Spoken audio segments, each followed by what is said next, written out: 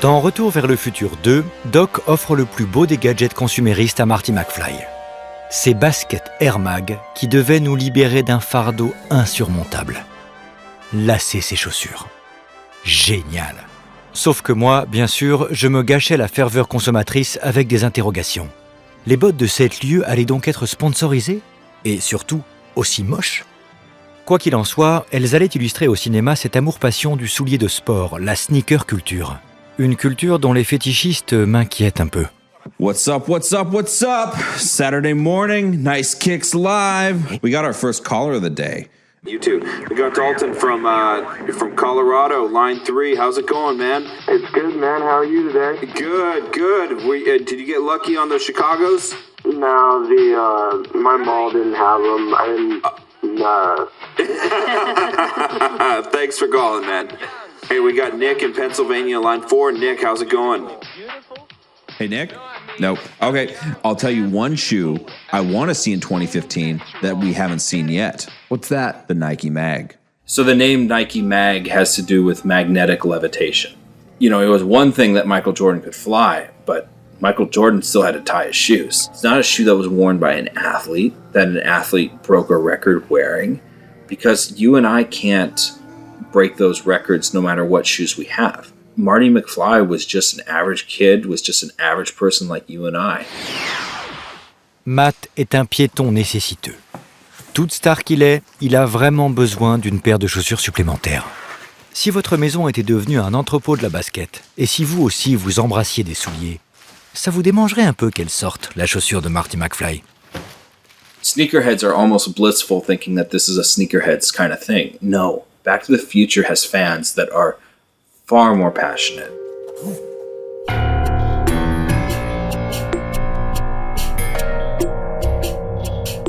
Brûlant de servir du journalisme total aux millions d'abonnés de son site, Matt, star de la sneaker sur Internet, a mené l'enquête. Il en est revenu avec le scoop. Les vrais Air Mag avec autolassage vont bientôt courir les rues. The way that I got the idea to look for the patent documents was I was searching for Tinker Hatfield, the designer of the Nike Mag. And when I was researching his work, the Nike Mag came up. I had no idea I would find them. And then I just all of a sudden was like, oh my God, what is this? Ah mon Dieu, que nos chaussures sont profondément tristes. Et les modèles, ça fait des années qu'on se trimballe avec les mêmes. Creepers, Santiago, Boots, mocassins, escarpins.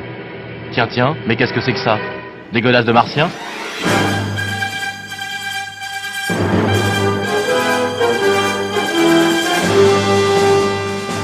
I was so impressed with the 2011 release of the Nike Mag. The shoe was just like it was in the movie except with no power laces. There are a lot of people who are waiting to see if Nike brings out ones with power laces in 2015. I think that we're going to see them.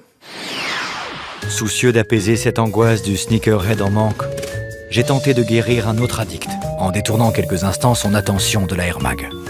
Car il y en a eu d'autres, des baskets cultes sur grand écran, non ? Quand arrive Retour vers le futur, et notamment avec le 2, historiquement, on est en train de vivre en fait la sneaker war. Tous les équipementiers vont se révéler être des grands compétiteurs et vont tous vouloir sortir un pro modèle ou être la marque la plus au top à ce moment-là. Donc ça passe évidemment par les parquets de terrain de sport ou sur les pistes d'athlée, mais ça passe aussi par le cinéma. Pump up and air out. La basket et le cinéma, c'est un relationnel qui dure depuis un bon moment.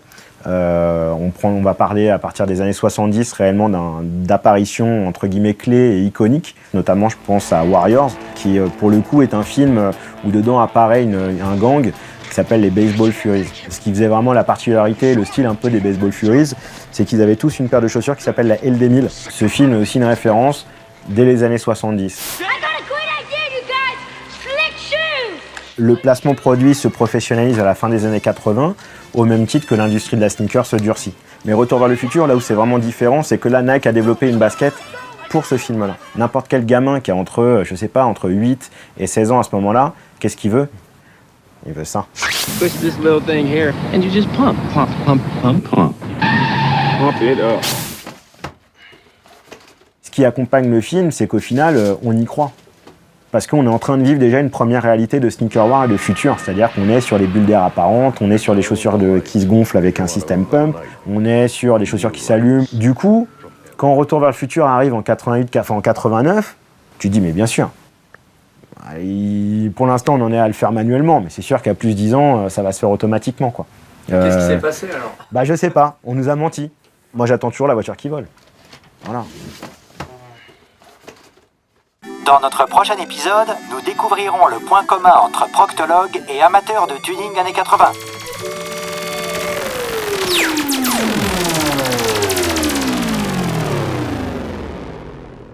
Bum, bum, bum, ba-da-dum, bum, bum, ba-da-dum, bum, bum, ba.